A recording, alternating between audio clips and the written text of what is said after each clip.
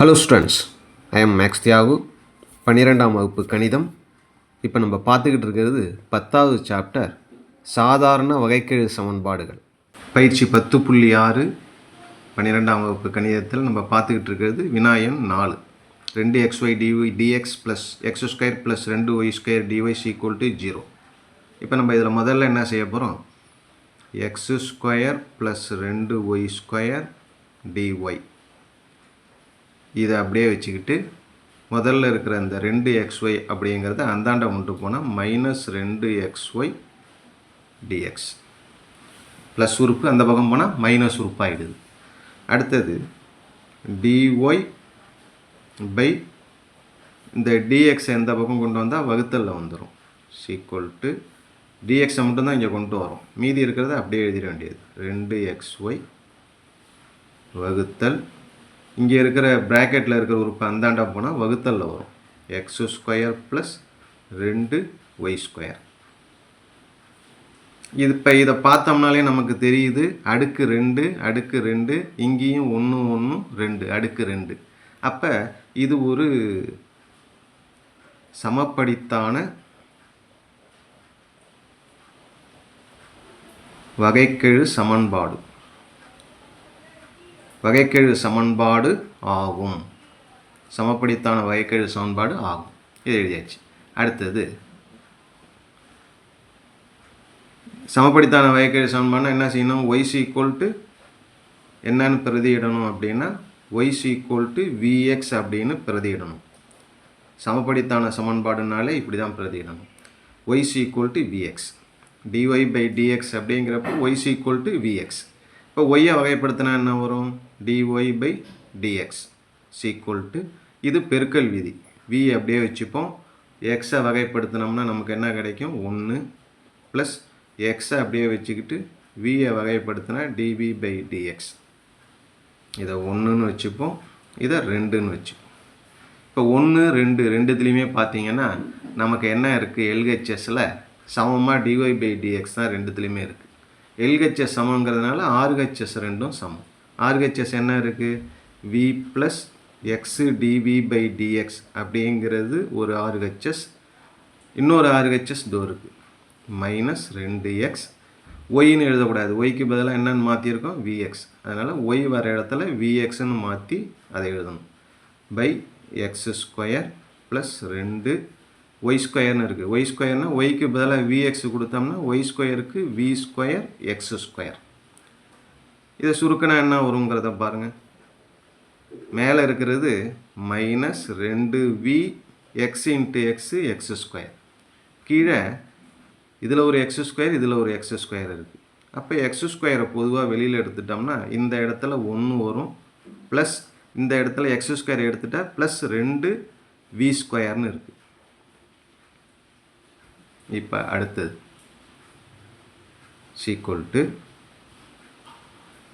x² போயிடும்.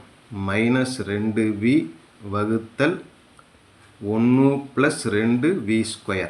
கணக்கில் இருக்கிறத அப்படியே எழுதிக்கிறோம். v² x² கேன்சல் ஆகிடுது. எல்ஹெச்எஸில் என்ன இருக்குது?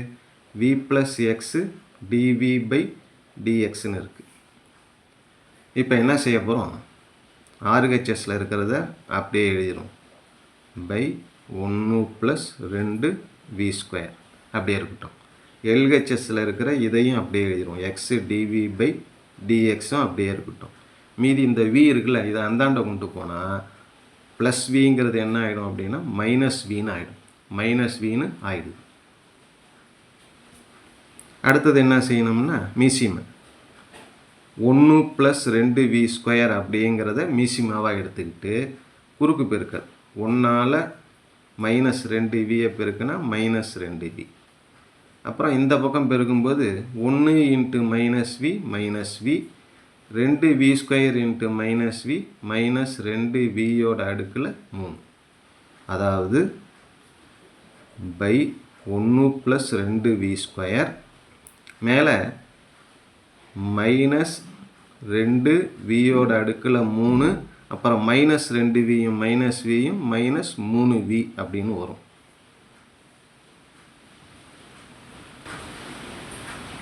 = பை 1 ப்ளஸ் 2v². மேலே மைனஸை பொதுவாக வெளில எடுத்துரும். மைனஸை எடுத்துட்டோம்னா 2vயோட அடுக்கில் 3 ப்ளஸ் மைனஸை வெளில எடுத்துட்டால் ப்ளஸ் 3v அப்படின்னு வரும். இந்த பக்கம் நமக்கு என்ன இருக்குது, எக்ஸு டிவி பை டிஎக்ஸ். இங்கே dv இருக்கிறதுனால v உறுப்பெல்லாம் LHS தான் வரணும். v உறுப்பெல்லாம் LHS வரணும். v உறுப்புங்கிறது இது. LHS வரணுங்கிறப்ப கீழே இருக்கிறது மேலே வந்துடும். கீழே இருக்கிற 1 ப்ளஸ் 2v²ங்கிறது மேலே வந்துடுது. பை மேலே இருக்கிற 2v³ ப்ளஸ் 3v அப்படிங்கிறது கீழே வந்துடுது. சீக்குவல் டு இந்த மைனஸ் கீழே இருக்கிற dx மேலே வந்துடும். மேலே இருக்கிற எக்ஸு கீழே வந்துடும்.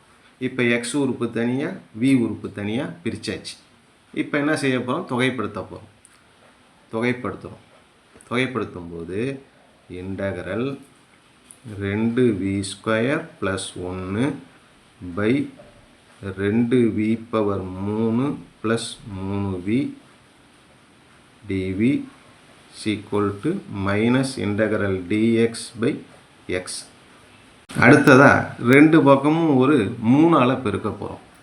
இந்த பக்கம் வந்து 3ஆல் பெருக்கும்போது இன்டகரல் 3ஆல் பெருக்கினா என்ன வரும், 6v² 3 2 6 plus 3 × 1 3 by 2v³ plus 3v dv is equal to இங்கே ஒரு 3ஆல் பெருக்கிறப்ப மைனஸ் 3 dx பை எக்ஸ். இங்கே நமக்கு நல்லா தெரிஞ்சது மைனஸ் 3. 1/xக்கு நமக்கு தெரியும். 1/xக்கு என்ன வரும், லாக் எக்ஸ். ஏன் லாக் எக்ஸ் வருது, எக்ஸோட வகையிடல் மேலே இருக்கிறதுனால எக்ஸை வகைப்படுத்தினா 1, அந்த 1 மேலே இருக்கிறது, அதனால் எக்ஸுக்கு லாக் எக்ஸ்னு போடுறோம்.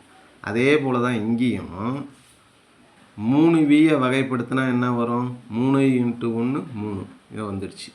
அப்புறம் இதை வகைப்படுத்தினா இந்த 3 முன்னாடி வருமா, 3v² 6 vயோட அடுக்கில் 1 குறையும் v², 6v², அது இங்கே இருக்குது. அப்போ கீழே இருக்கிற உறுப்போட வகையிடல் மேலே இருக்கிறதுனால இங்கேயும் நம்ம என்ன செய்யலாம்னா லாகு 2vயோட அடுக்கில் 3 ப்ளஸ் 3v இப்படின்னு இந்த பக்கமும் எழுதலாம். ரெண்டுமே லாகாக இருக்கிறதுனால நம்ம சேர்க்குற அந்த சியோட மதிப்பையும் நம்ம என்ன எழுதுகிறோம், லாக் சின்னு எழுதிக்கிறோம். ஈக்குவல் டு மைனஸ் லாக் இந்த 3 அடுக்கில் கொண்டு போயிட்டோம்னா எக்ஸோட அடுக்கில் வரும் plus log c equal to log m minus log n. அப்போ லாக் எம் பை என் வரும். எம்ங்கிறது என்னென்னா சி பை எக்ஸோட அடுக்கில் 3. இந்த பக்கம் நமக்கு என்ன இருக்குன்னா லாகு 2v அடுக்கு 3 ப்ளஸ் 3v இருக்குது. இப்போ லாகும் கேன்சல் ஆகிடுது. லாகு கேன்சல் ஆகிடுது. மீதி இருக்கிறத அப்படியே எழுத வேண்டியது தான். அதுக்கு முன்னாடி நம்ம ஒய்ஸ் ஈக்குவல் டு என்ன எடுத்துருக்குறோம், vxன்னு எடுத்துருக்குறோம்.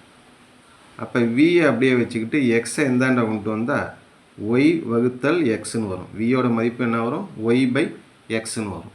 அப்போ v எங்கெங்கே வருதோ அங்கெல்லாம் வந்து ஒய் பை எக்ஸ்ன்னு பிரதியிடணும். இங்கே பாருங்கள் 2 விக்கு பதிலாக y by x, v³ y³ by x³ plus 3 விக்கு பதிலாக y by x is equal to C by எக்ஸோட அடுக்கில் 3. அடுத்தது எல்லாத்தையும் என்ன செய்ய போகிறோம், x³ பெருக்கிறோம். x³ பெருக்கும்போது x³ அடிபட்டு போயிடும். மிச்சம் 2 ஒய்யோட அடுக்கில் 3 ப்ளஸ் x³ங்கிறப்ப x³ ஒரு எக்ஸுக்கும் அடிபட்டுட்டால் மிச்சம் ஒரு x² மேலே இருக்கும். 3x² y sequel to x³ பெருக்கும்போது x³ கேன்சல் ஆகி நமக்கு மிச்சம் என்ன இருக்குன்னா சி மட்டும்தான் இருக்கும். இதுதான் நமக்கு தேவையான ஆன்சர். ஓகே.